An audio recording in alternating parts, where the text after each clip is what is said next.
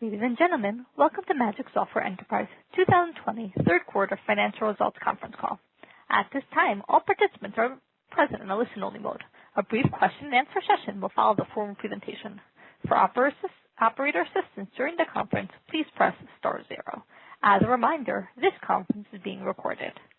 Magic's quarterly earnings release was issued before the market opened this morning, and it has been posted on the company's website at www.magicsoftware.com. Representing Magic Software today are Magic CEO, Mr. Guy Bernstein, Magic CFO, Mr. Asaf Bernstein, and Magic VP of Technology and Innovation, Mr. Yuval Levy. Before we start, I would like to remind everyone that this conference call may contain projections or other forward-looking statements. The safe harbor provision provided in the press release issued today also applies to the contents of this call. Magic expressly disclaims any obligation to update or revise any of these forward-looking statements, whether because of future events, new information, a change in its views or expectations, or otherwise. Also, during the course of today's call, Magic will refer to certain non-GAAP financial measures. A reconciliation schedule showing GAAP versus non-GAAP results has been provided in the press release issued before the market opened this morning. A replay of this call will be available after the call on Magic Software Investor Relations section of the website. I would now like to turn over the call to Mr. Asaf Bernstein, CFO of Magic Software. Please go ahead. Thank you, operator, and thank you everyone for joining us today as we report our third quarter 2020 financial results. Magic continues to deliver strong execution across all our fronts as we advance our business globally, signing new business and increasing our revenue from existing customers. During the third quarter, revenue grew by 11%, driven by our solid strategic performance to expand in Israel and in North America and leverage our existing customer relationships to upsell additional services. This quarter, we increased our revenue in Israel by 23% year over year, North America by 8%, and Europe by 7%.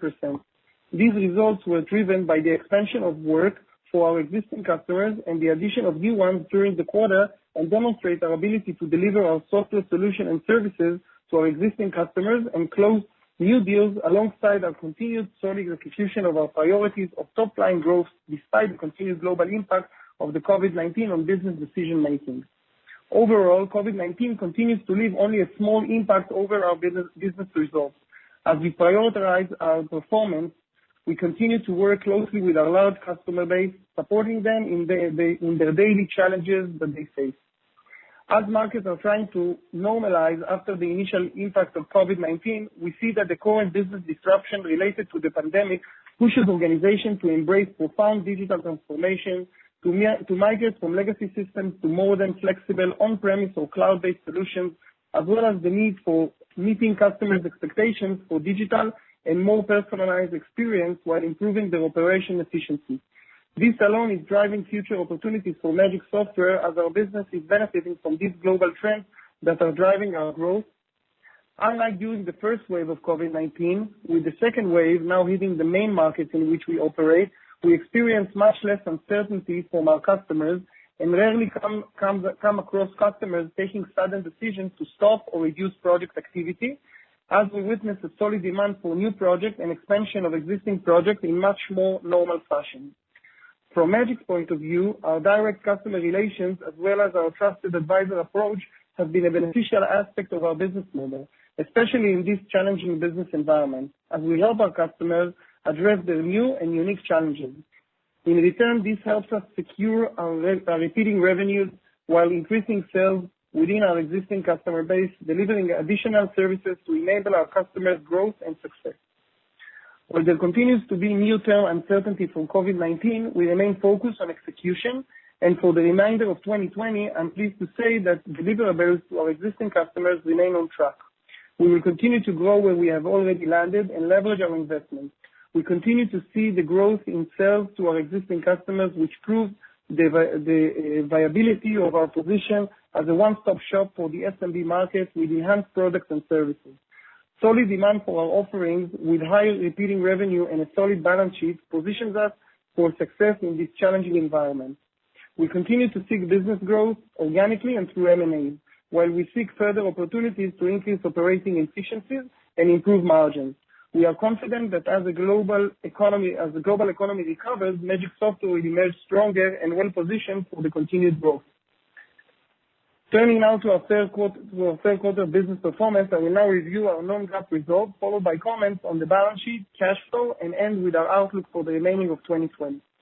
Revenue in the third quarter of 2020 increased by 11% to $94.9 million compared to $85.8 million in the third quarter of 2019.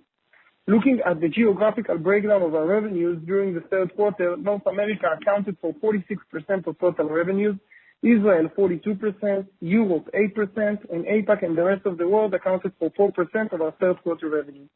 Most of our growth in absolute numbers during the third quarter was traditionally from North America and Israel, which continue to be our strongest territories.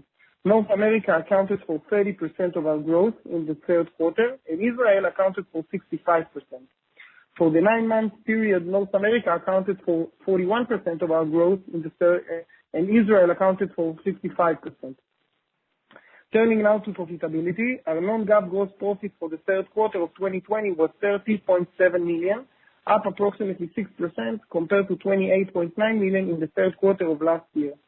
Our non-GAAP gross margin for the third quarter of 2020 decreased from 33.7% in the third quarter of 2019 to 32.4% in the third quarter of 2020. The decrease in our gross margin is solely attributable to the change of our revenue mix related to our software solutions versus our professional services.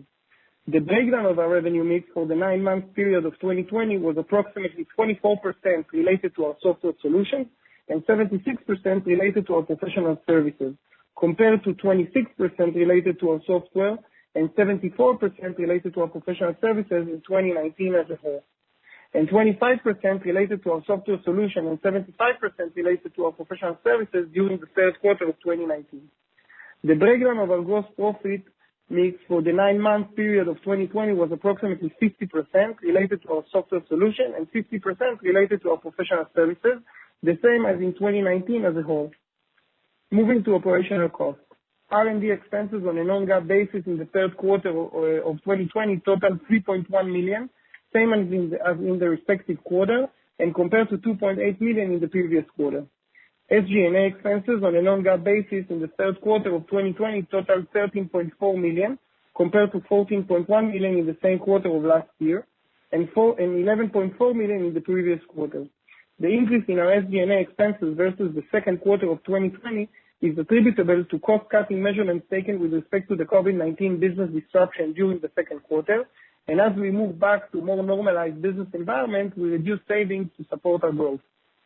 Our non-GAAP operating income for the third quarter of 2020 increased 21% to $14.2 million compared to $11.8 million in the same period last year.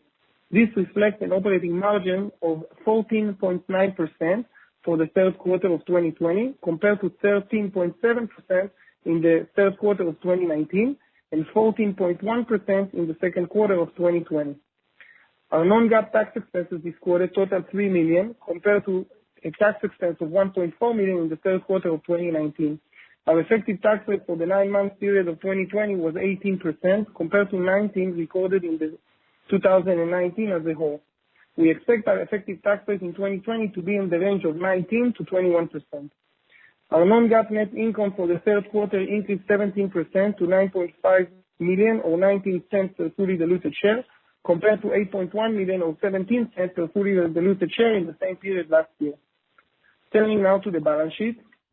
As of September 30, 2020, cash and cash equivalents, short-term, long-term bank deposits, and marketable securities amounted to approximately $86 million compared to $92 million in the previous quarter. Our total financial debt as of September 30, 2020 amounted to $28.8 million compared to $25.3 million in the previous quarter.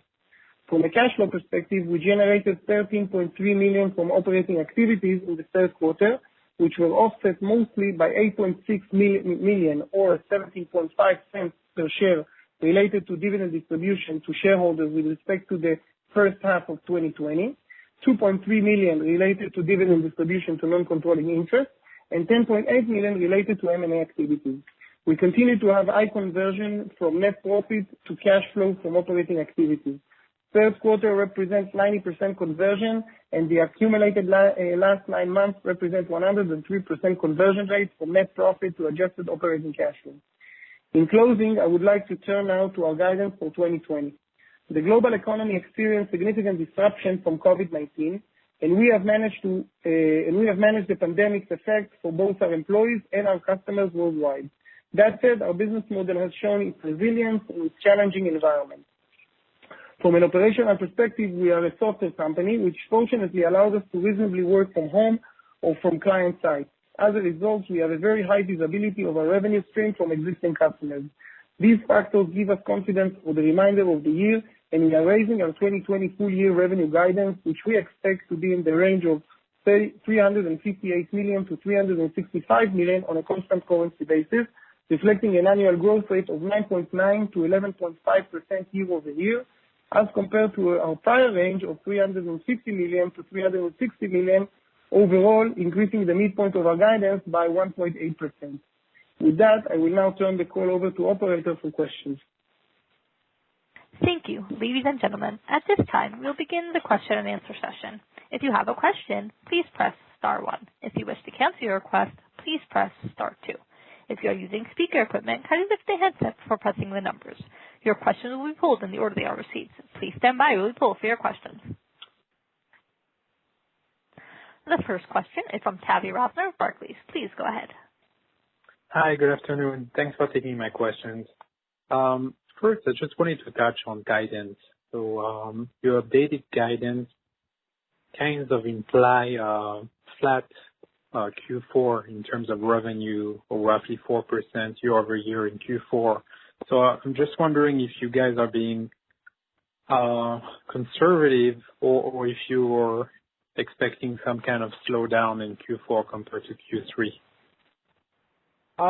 We are always conservative, but you need to remember that October, for example, there is the New Year's holiday season in Israel, which today accounts for over 40% of our revenue stream, and also November with North America holiday season and Christmas also have some impact on the revenue. We hope that we will meet the higher end of our guidance, but I guess that we remain conservative. By the way, as we were in the second quarter, where I think that everybody knew that we will update our guidance.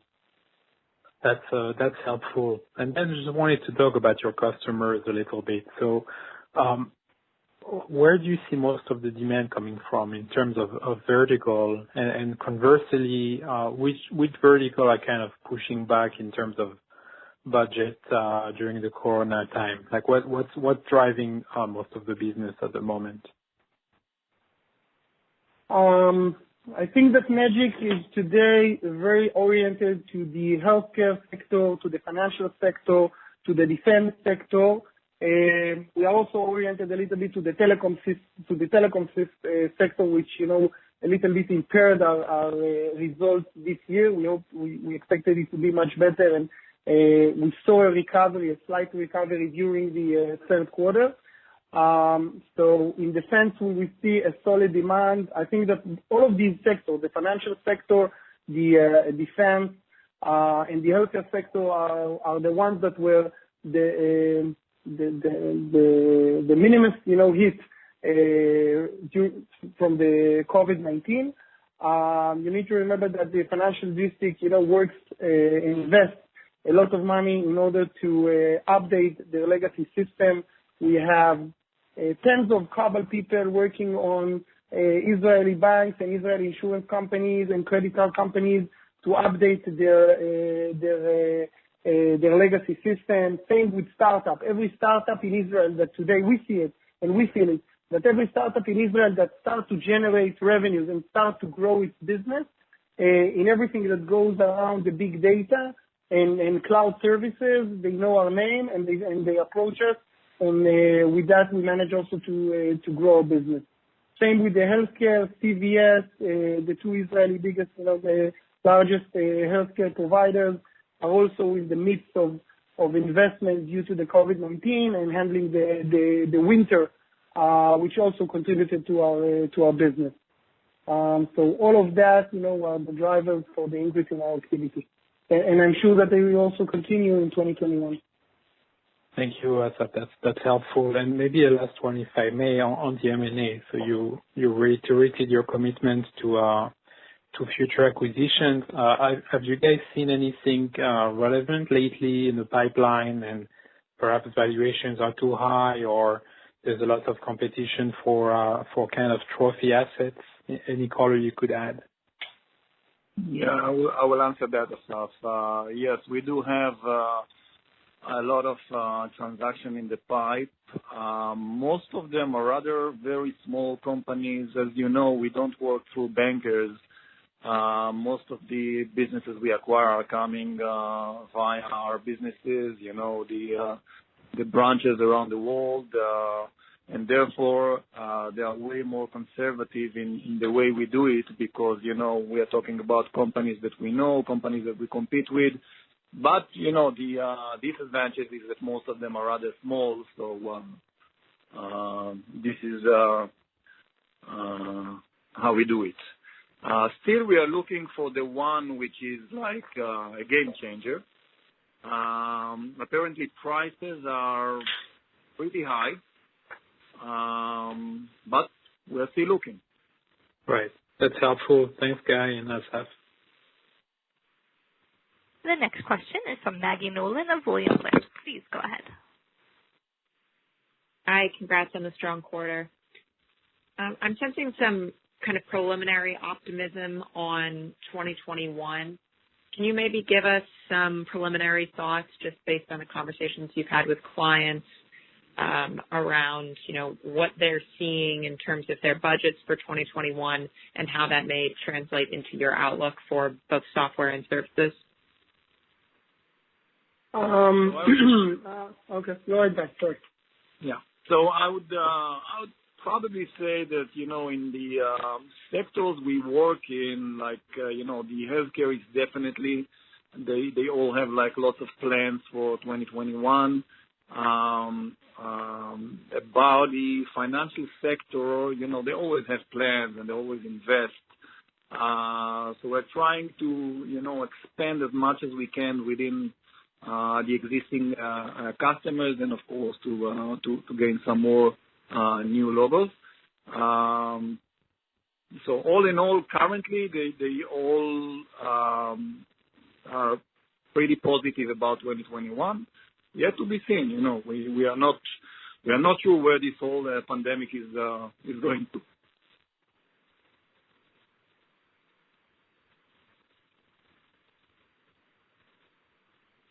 Ms. Nolan?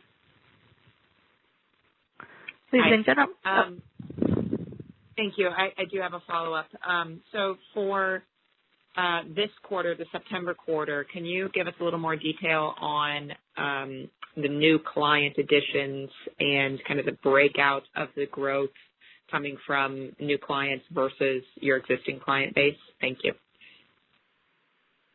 I think it would be probably rather tough to give you like a list of clients because, as you know, Magic is working.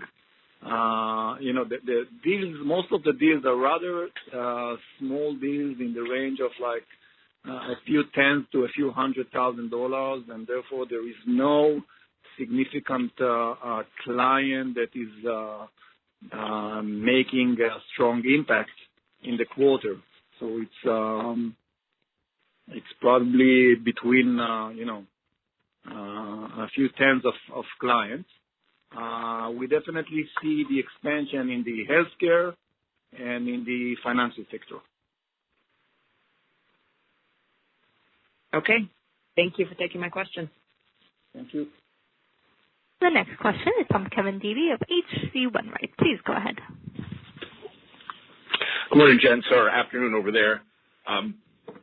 So, Asaf, you touched on telecom and a resurgence there. I suspect that you were alluding to Sprint, T-Mobile. Can you give us a little more color? How's that going? Are they sort of full throttle yet? Do you expect them to go maybe full throttle in, the next stage of their integration next year? And do you think Magic will be more involved? We hope to be more involved. I can tell you that starting from the second half or mostly in the third quarter of 2019, T-Mobile basically stopped everything because of this merger with Sprint. We do see improvement, but it's far from where we were in previous years. I think that the 5G, once it will start driving in more investment in the telecom industry, we will also benefit and ride on that. But currently, it's a very small. It became a smaller business for us. We managed to also adjust our costs relatively to that. If you look at on our OPEX, on our sales and G&A expenses versus last year, the entire deduction of around $800,000 comes from the telecom sector that shrinks significantly from where we were in prior years. So to your question, we see a slight improvement, but not where we were in prior years. I'm glad you mentioned the SG&A. Asaf, it was up almost $2 million from the June quarter. Is that just because of sales mix and increase in sales, or? It was not 25% of that, right? Perhaps 30% of that is from the going back to normalized activity. All other refers to some legal stuff, insurance, D&O, that prices went up from last year, where our premium was around $50,000. Today it's close to $300,000. So we got some hit on the insurance and legal. Some clients that we thought that are not making payments on time. So we had to do some bad debt provision of around $0.6 million. And bonuses, when the business does well, salespeople are getting paid for. So this is also part of the increase. So I would say 50% comes from the going back to normalized business and improvement of our financial results, and 50% legal, insurance, and bad debt. All right. So do you think this is sort of a new run rate, or sort of does it settle back down somewhere closer to sort of first half levels? In terms of what? In terms of the OPEX expenses? G&A. Yeah, G&A. Yeah. Just for the December quarter. Yeah, I think that it would even reduce for the Q4. Again, we said that we are conservative. We don't give any guidance on that, but I think that this is pretty much the level. Yes, to your question. Okay. All right. Can you give us the same sort of color on CVS too? I mean, I know both you and Guy mentioned healthcare, and I'm wondering if that's sort of the bucket that you tossed the CVS deal into. We see, the healthcare. We are very strong operation in Israel on the health sector, but yes, CVS today accounts for around 10% of our top line. We do again on the profit side, it is not that profitable because there is rebate on CVS and stuff like that. But still, we managed to bring in absolute numbers increased level of business, so it pays out also to us and to the client. Okay, so is that sort of more normalized now too? Is that a fair way to look at it? We hope that it will continue to grow. Oh, okay. I think that's a better way to phrase it. I think the operator mentioned that Yuval is on. Is he on the call? Yes. Okay. Could you give us a little more insight on, the next generation of XPA and the integration of Powwow? How's that going? Have you run beta? Have any of your customers looked at it? What sort of insight can you give us in how you think it emerges in sort of the competitive world? We are in the midst of kind of the R&D effort. We are prepare the two platforms on each side of what needs to be connected. And now we are kind of building the what I call the developer journey in the joint platform. And definitely going to be a competitive offering to other products in the market. And this is where we also see a big opportunity to jump on new customers consuming this platform. Also in the Japanese market, we are, as opposed to our usual behavior where we first come to the global market and only after that coming to the Japanese market, since we have a big demand on the web client development and the Angular technology, we are going to look at bringing it to Japan earlier with some prospect or customers that are talking to us about, implementing it to a million concurrent user platform where usually it never used to be our playground, but now we see that our partner is kind of pulling us there, and we are answering the challenge definitely. Okay. Yuval, thanks for the color. Can you speak a little bit more to timelines? And I don't know if you have early customer feedback or if you're at beta yet. Can you just sort of give us, your perspective on timelines and when we might expect to see it in the market full blown? Full blown, it will be somewhere second Q next year.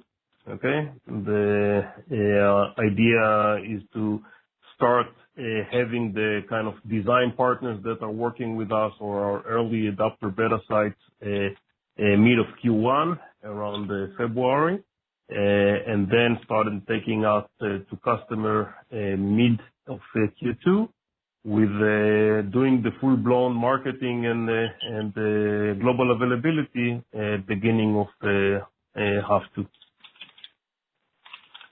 Okay, fair enough. Yeah. That sounds like I think the way you portrayed it on the August call, so it seems like you're sticking to your timelines. Now, you mentioned going to Japan early. Are you going to release it globally across your entire network, or are you still thinking in terms of geographic release? Oh, no. We're going to global all over the globe. And what I said is that, again, traditionally, the Japanese market is prefer us to go with the .0 version to the global market and not take it into Japan. And Japan is taking a .1, .2 version, etc. Because, there are, when we say it's perfect, for them it's still not perfect. It's, Japanese style.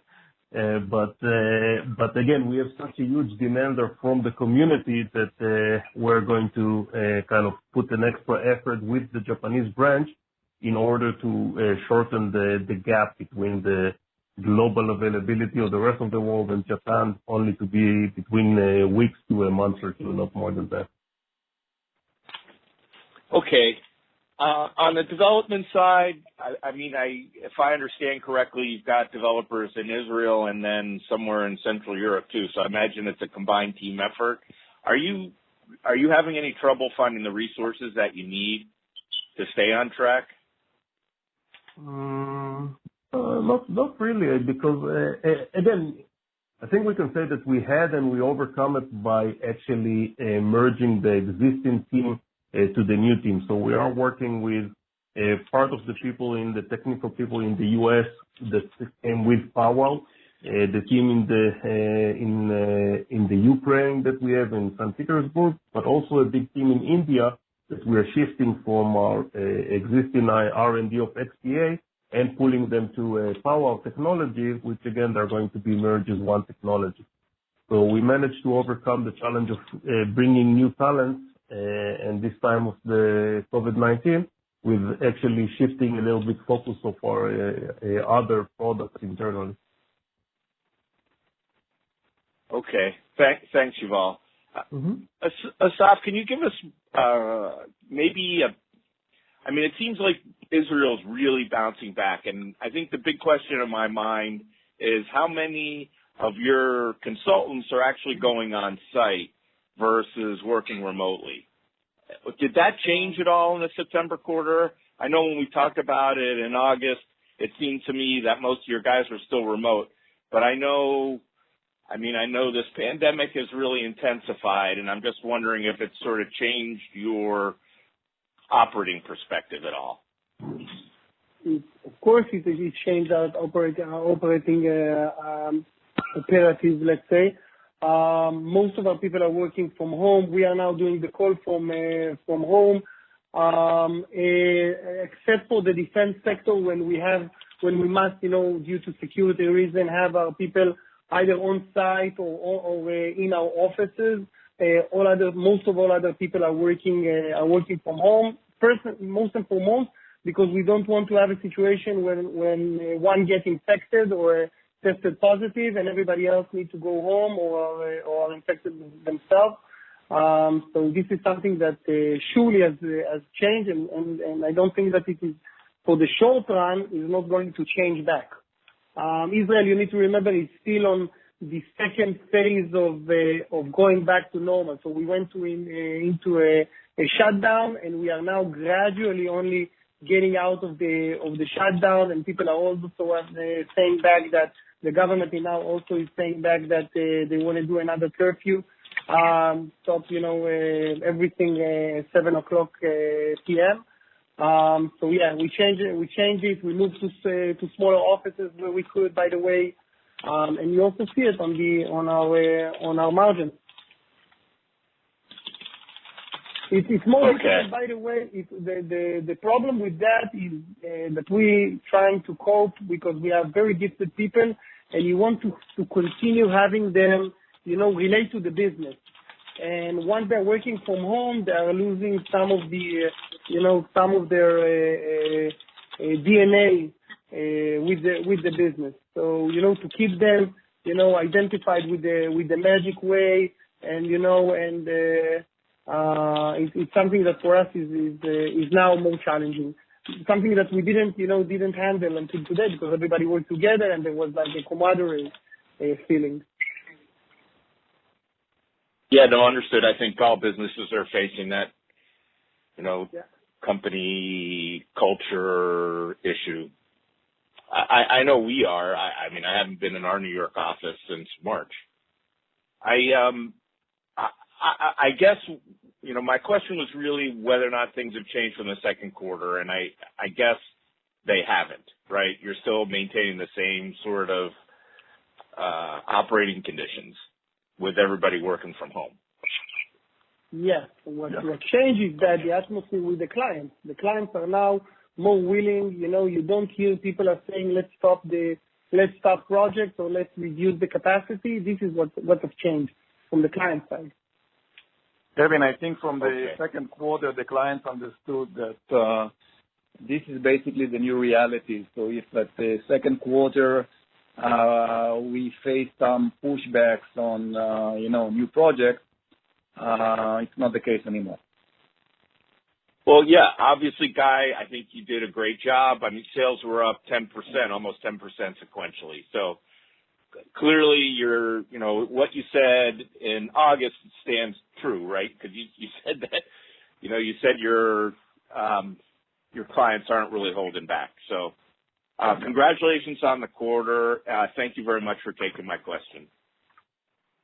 Thank you. The next question is from Asaf Barel of Oppenheimer. Please go ahead. Hey guys, congrats again on a strong quarter. Just to start off with maybe a housekeeping question, can we get an organic growth number for the quarter? Yeah, on the top line, we were Q versus Q, we were 40% non-organic, 60% organic. Okay, do you mean that sequentially or year over year? Year over year. Okay, great. Okay, and then on product mix, what you guys had noted on the breakdown implies a pretty strong results for the software business. Is there any update you can give us on that front? I know it's just kind of something we speak about less on the conference call. Also, if there was any impact from the Magic Hands acquisition that was closed? So any color would be helpful. Again, the Magic Hands acquisition, it's a very small operation.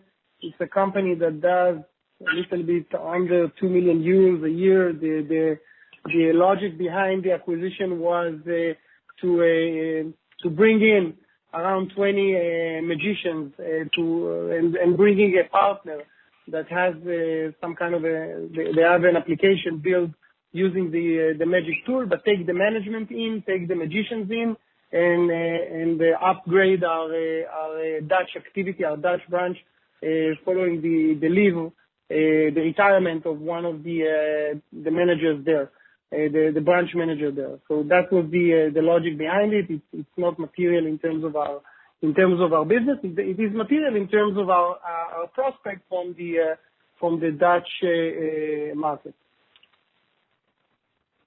Okay, yeah. So maybe I'll just kind of reiterate the first part of my question, which is more important. It sounds like the software business is growing again. I mean, you tell me if I'm doing the math wrong here, especially when I compare 3Q versus 2Q of this year. So any color on the software business would be helpful. Yeah, the software business is growing and grew versus last year. You don't see it so much you see an improvement on the margins, but not so much because the capacity of our professional services is still huge versus the 75% of the revenue still comes from the professional services. We did sell something like 20% more than last year in terms of our software, and this is what also helps to improve the bottom line. Okay, any kind of drivers there, or is it just kind of a logical next step in terms of people trying to become more and more digital? I think that people are trying to get more digital. I see we see it on the project side, we see it on the software side, and so it is what it is. Okay, great. Gross margins were quite strong this quarter, well above kind of the post-acquisition rates of 4Q19 and even stronger versus first half of 2020.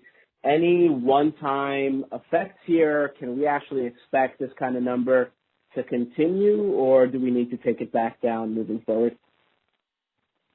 Let's say that, still staying conservative, let's say that we normally the fourth quarter is our strongest quarter in terms of professional services and also in terms of software.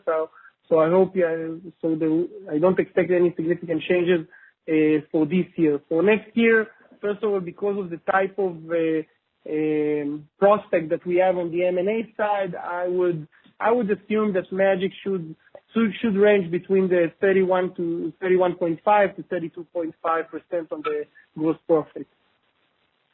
Okay, great. That's very helpful. That's all from me. Thanks for taking my questions. If there are any additional questions, please press star 1. And if you wish to cancel your request, please press star 2. Please stand by while we pull for more questions.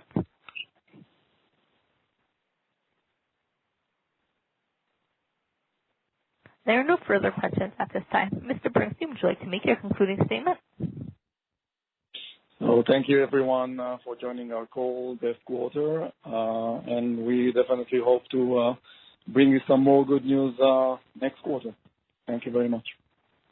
Thank you.